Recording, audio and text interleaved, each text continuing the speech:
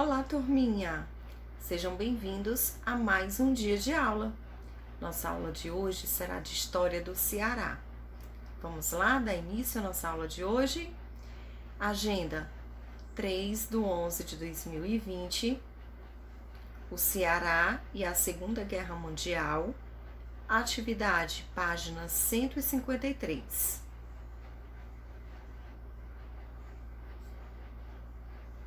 O Ceará e a Segunda Guerra Mundial, 1942.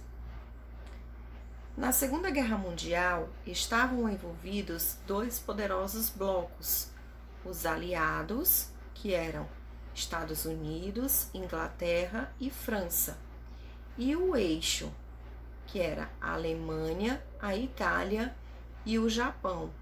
O Brasil apoiou os aliados, ou seja, o Brasil apoiou os Estados Unidos, a Inglaterra e a França.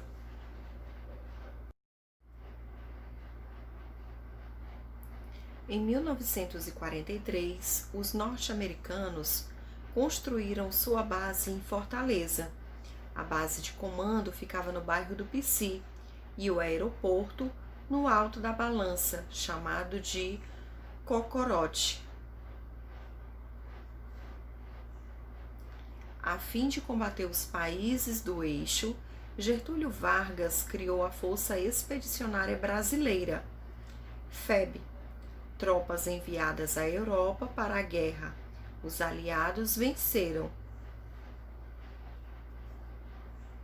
O fim da Segunda Guerra Mundial representava a vitória da democracia e, assim, o Estado Novo, como regime autoritário, chegou ao fim e iniciou-se o período da redemocratização.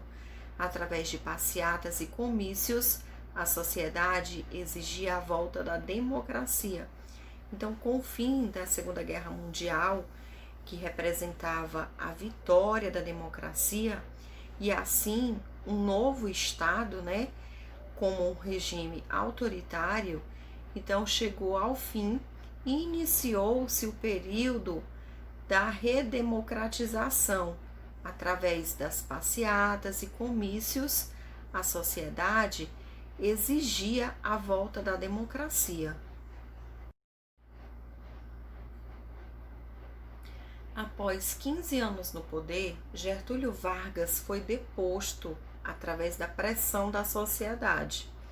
Em 1950, Getúlio Vargas retornou à presidência da República, eleito pelo PDT, pelo voto popular em plena democracia.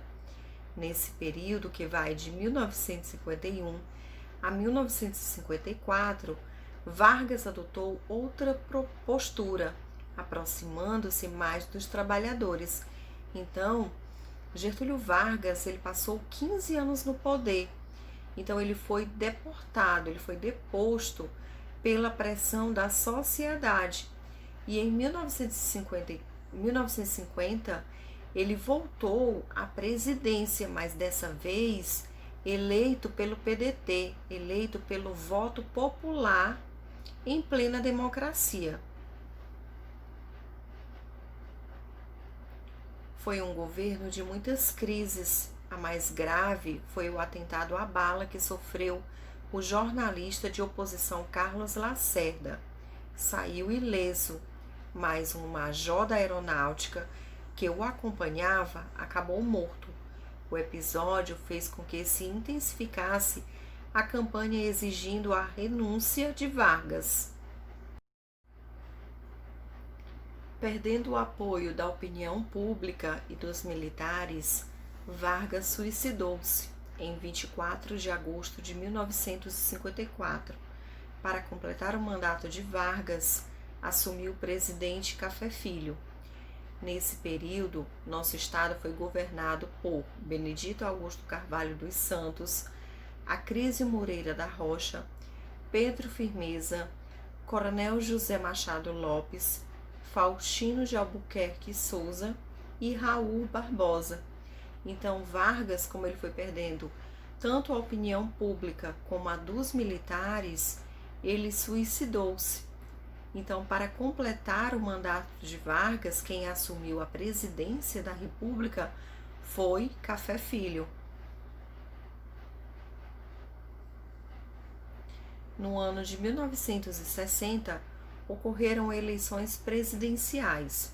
O vitorioso foi Jânio da Silva Quadros e João Goulart, vice-presidente. Adotando uma postura autoritária, Jânio Quadros acabou renunciando em 25 de agosto de 1961, instalando-se uma fase crítica na política nacional. Os militares tentaram impedir que o vice-presidente, o gaúcho João Goulart, assumisse o governo do país. Então, no ano de 1960, houve eleições presidenciais, no qual o vitorioso foi Jânio da Silva Quadros e João Goulart como vice-presidente. Adotando uma postura autoritária, Jânio Quadros acabou renunciando no dia 25 de agosto de 1961. Então, daí iniciou-se uma fase crítica na política nacional. A solução para a crise foi uma reforma na Constituição, introduzindo o parlamentarismo. Goulart assumiu a presidência, mas sem o poder efetivo, ou seja, quem mandava era um ministério. Em 1963, após o plebiscito, o regime presidencial voltou. A oposição a Goulart, porém, se acentuou e acabou elevando a sua deposição em 31 de março de 1964 por uma intervenção militar. Então, a solução que eles encontraram para essa situação, para essa crise, foi uma reforma na Constituição, no qual surgiu o parlamentarismo. Então, Goulart assumiu a presidência, mas sem o poder efetivo, ou seja, ele não podia mandar sozinho. Quem mandava era o ministério. A ditadura militar. De 1964 a 1985, o Brasil foi governado pelos militares, que passaram a indicar governadores estaduais. Com isso, o povo ficou afastado do processo político e o último governador cearense eleito pelo voto direto foi Vigílio de Moraes Fernandes Távora. O primeiro dos presidentes militares do Brasil foi o cearense Humberto de Alencar Castelo Branco. Então, no ano de 1964 a 1985, o Brasil foi governado pelos militares, que passaram a indicar governadores estaduais. Nesse período, a economia do nosso estado ficou bastante abalada pelas enchentes de 1983 e 1984 e pela seca de 1985. Na política, o regime militar diminuiu os espaços de participação dos cidadãos. Naquela época, o governo permitiu apenas que 2 partidos políticos funcionassem: a Aliança Renovada Nacional, também conhecida como ARENA, e o Movimento Democrático Brasileiro, mais comumente chamado de MDB.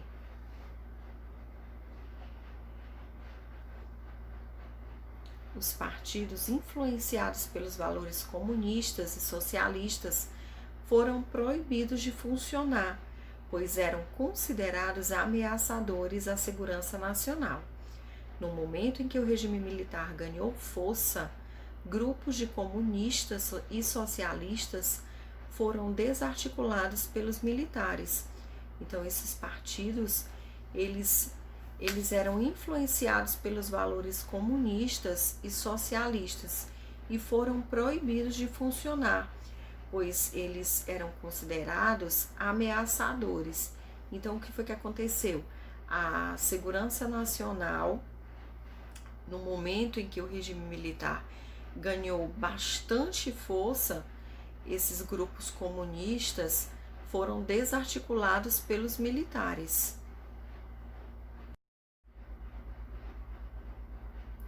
Em resposta, alguns dos integrantes desses grupos decidiram pegar em armas para lutar contra o regime militar, formando as chamadas guerrilhas. Tal situação acabou gerando vários episódios de violência, como o uso da tortura como forma de intimidar os que lutaram contra o regime militar, ou a realização de atentados contra as instituições militares que defendiam o governo. Então, alguns dos integrantes desses grupos, eles decidiram pegar em arma de fogo para lutar contra esse regime militar. E o que foi que aconteceu? Acabou sendo formado as chamadas guerrilhas. E essa situação acabou gerando vários episódios de violência, como a tortura e a realização de atentados contra as instituições militares que defendiam o governo. No campo econômico, o Brasil experimentou situações bastante diferentes. No começo do regime militar, a inflação e as mazelas sociais tomavam conta de toda a nação. Para tentar superar esse problema, os militares abriram a economia para capital estrangeiro, buscaram financiamento no exterior e realizaram grandes obras. Tal situação acabou criando o chamado milagre econômico, no qual o país teve grandes índices de desenvolvimento econômico. Entretanto, a partir da segunda metade da década de 1970, o aumento do preço dos combustíveis no mercado internacional fez com que os países estrangeiros deixassem de investir tanto no Brasil. Tal situação acabou criando grave crise econômica, aumento do custo de vida e congelamento dos salários, de tal modo que o fim do regime militar foi marcado por uma situação econômica nada confortável para a maioria da população brasileira. Então, a partir da segunda metade da década de 1970, o aumento do preço dos combustíveis no mercado internacional fez com que os estrangeiros deixassem de investir aqui no Brasil.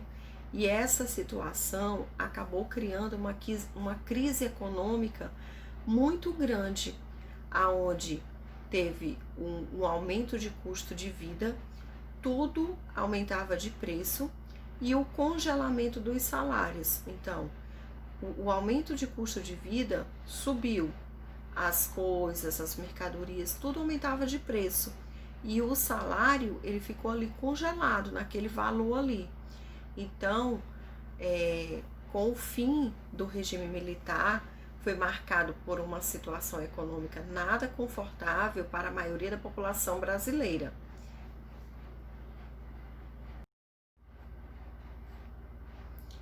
No campo da cultura e da comunicação, as proibições impostas pelo regime militar foram bastante duras, como um decreto conhecido como Ato Institucional número 5, ou AL5.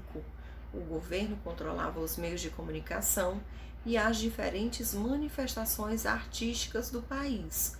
Os artistas e jornalistas dessa época eram expressamente proibidos de publicar qualquer tipo de coisa que criticasse o governo dos militares. Sendo assim, a liberdade que temos atualmente esteve longe de ser experimentada naqueles tempos. Observadas todas essas situações, percebemos que o regime militar foi um período em que as liberdades foram diminuídas. Na opinião de alguns, essa diminuição foi necessária. Para outros, isso foi prejudicial para a população como um todo. Entre essas opiniões distintas, temos sempre que nos lembrar de que um ambiente político, econômico e cultural marcado pela liberdade deve ser uma prioridade para todos aqueles que vivem em sociedade. O Ceará no período da ditadura. Os governadores do Ceará eram escolhidos pelos militares e governavam de acordo com o autoritarismo da ditadura militar. Nesse período, no Ceará, ficou conhecido como governo dos coronéis e durou cerca de 21 anos. Por que ficou conhecido como governo dos coronéis? Porque os governadores do Ceará eram escolhidos pelos militares e eles só governavam de acordo com a ditadura militar. Esse período ficou conhecido assim porque os governadores Vigílio Távora, Adalto Bezerra e César Carlos eram militares. Na época, a censura estava no auge. Ninguém podia expressar opiniões ou insatisfação com a ditadura, mas os movimentos contrários a esse regime ditatorial resistiram à censura, a exemplo do jornal cearense Mutirão, que contribuiu para a liberdade e para o direito do povo em participar da política brasileira. Turminha, agora vocês vão resolver a atividade da página 153. A tia não colocou a correção aqui porque tanto a primeira questão como a segunda questão da página 153 é uma resposta pessoal de vocês, tá? Então, nossa aula chegou ao fim. Eu espero que vocês tenham gostado. Mais uma vez, muito obrigada pela atenção de vocês e até a próxima aula.